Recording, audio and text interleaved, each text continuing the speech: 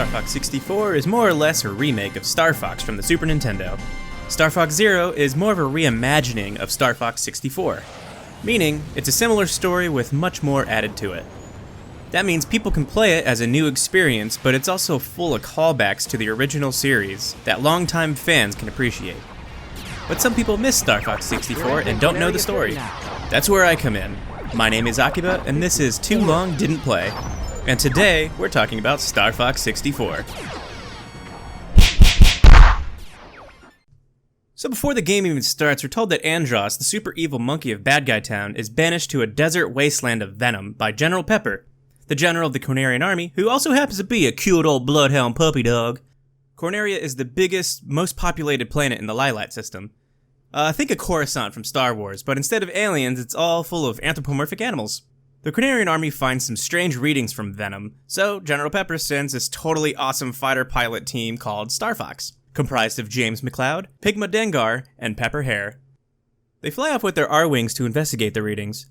Upon arrival, Pigma, this totally not evil-looking treacherous swine, betrays the others, and Andross captures them. In the fight to escape, Andross apparently kills James, while Peppy escapes to warn the Cornerians. Years later, Andross attacks the Lylat system outright and declares war. General Pepper sends a new Team StarFox consisting of Fox McCloud, Falco Lombardi, Peppy, and Slippy Toad. Fox is, well, a fox. And also the son of James. Also, the player character. Slippy is a techie frog that has an annoying voice. He also makes the boss's health bars appear. Falco is a totally awesome pilot, but he's a douche. But like in a cool 90s rival douche kind of way. So, you know, we're all good. Then there's Peppy. Peppy's there to mentor the team and tell you what to do, like use the brake! And do a barrel roll! And he also fills the pivotal role of telling you that you're becoming more like your father. You're becoming more like your father. Aw. Thanks, Pep. That was nice of you to say.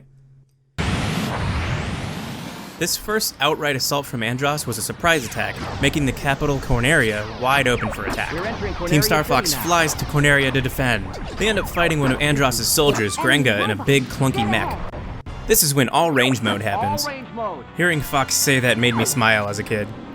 All range mode is basically a function of the Arwing that lets the pilot change their maneuverability. They don't go as fast, but they're able to fly around to do Emelman turns, or U-turns for your non-flyboys. Obviously, being Team StarFox, they destroy the mech and they win the day. My Emperor! I failed you! StarFox is all about alternate paths, though. And performing some pro flying allows for an alternative path to open up halfway through the level where the player can fight an attack carrier who, when defeated, says, Who are you guys? We're StarFox! You'll never defeat Andross!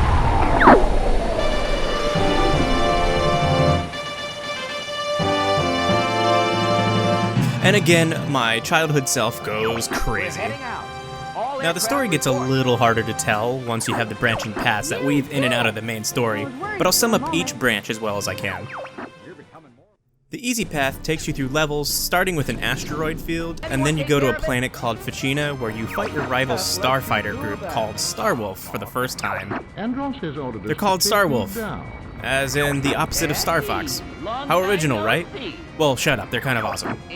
They're comprised of Wolf O'Donnell, a wolf, obviously, Liam Powalski, a chameleon rival of Falco, Andrew Oikani, the monkey nephew of Andross, and Pigma Dengar, the asshole who killed Fox's dad. Daddy screamed real good before he died. Seriously, that's pretty dark for a Nintendo game. Also, what a dick.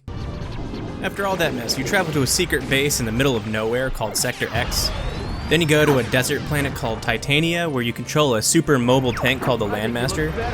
And lastly, there's a defense post right before the final planet. The middle path tells the same story, but you have different levels involved. One of the levels is Katina, and that level is actually an homage to the movie Independence Day and features an ally named Bill Gray, who is a further reference to the movie's character, General William Gray. There's also Solar, the most annoying planet in existence. It's a newborn planet in that it's still molten. Because of that, it's hot, and it burns your ship's health slowly through the whole level. It sucks. It's too hot! I can't take it anymore! Macbeth is a level where you're chasing a train in the Landmaster again. It's pretty cool because the entire planet is a factory. You chase the train all the way through the level to kill the boss that's attached to it. Finally, there's the hard levels. These gave young, innocent child me a hard time back in the day, but I persevered. I conquered. Except for one level, and screw that level. I'll get to that in a minute. Sector Y was easy enough. It's a fight in space between the Cornerian army and the Venomian army. You help out. It's simple. What's not simple is this stupid ocean planet Aquas. You pilot this stupid blue marine submarine thingy that's slow and annoying, and it makes for a difficult time. Seriously, an underwater level with the submarine seemed cool, but it's way too hard. Moving on. Zone S. It's a planet that was polluted by Andross. Think of it as his toxic waste dump. You go to save the planet, and you meet this female cat pilot named Cat Monroe, who totally has the hots for Falco. Of course, he doesn't reciprocate because he's a edgy badass in the story. He doesn't know love.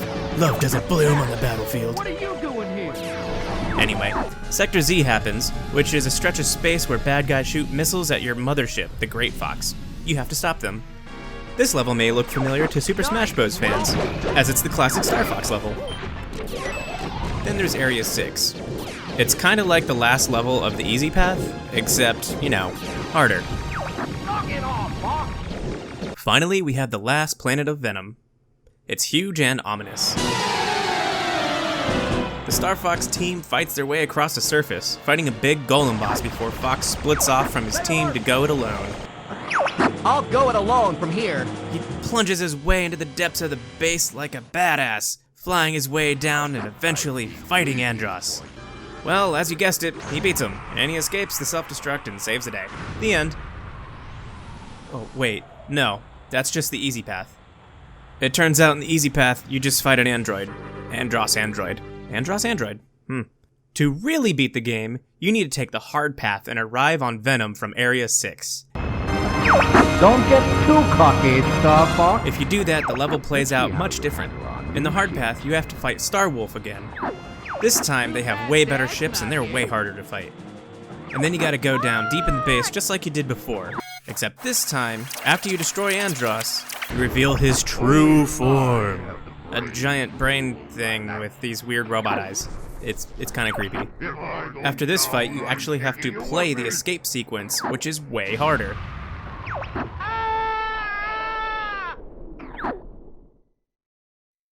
But wait, who's that?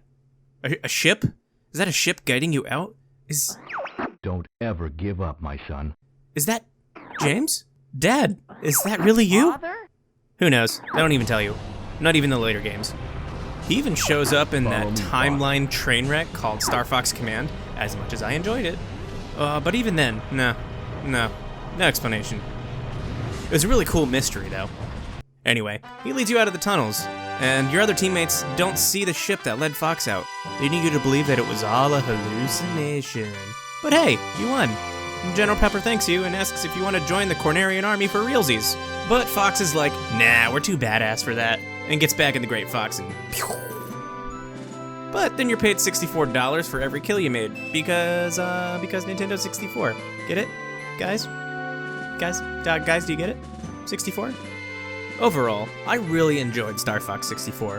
While I hope you watched my video and it served its purpose of giving you the story so you don't have to go back and play it, I'd still recommend it because it's hella fun. Or maybe you could just play the new StarFox Zero game because it's basically the same story, but it adds a lot more to it. You get to pilot different things, you get to play new levels, and there's new story pieces, and there's a chicken mech. Guys, there's a chicken mech. It's really cool. I like it. It's the best. I don't care what you add, but I don't care what people say. It's the best. I loved it so much. That's all for me. Hopefully this Too Long Didn't Play wasn't Too Long Didn't Watch. If you want to see more, subscribe to Fanatix Four. If you want more video games opinions, facts, and other tomfoolery, it's the channel for you.